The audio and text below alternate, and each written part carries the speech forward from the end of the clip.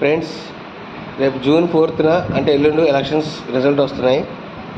Okay, ఏ party వచ్చినా మనకి చేసేది ఏం లేదు. ఆల్రెడీ ఓటు వేసాం కాబట్టి వీ షుడ్ యాక్సెప్ట్. ఓకే, నేను పల్లవాడికి ఓటు వేసాను, వాడు గెలవలేదు లేకపోతే గెలిచాడు అనేసి మీరు సెంటిమెంటల్గా ఫీల్ అయిపోయి ఓకే వాళ్ళతో వీళ్ళతో గొడవలు పడడం అయినా చేయొద్దు.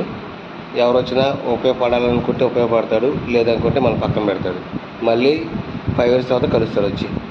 అప్పటిదాకా మీరు మీ పనులు చేసుకుంటా ఓకే మీ కుటుంబాన్ని మీ ఫ్యామిలీతో హ్యాపీగా ఉండండి.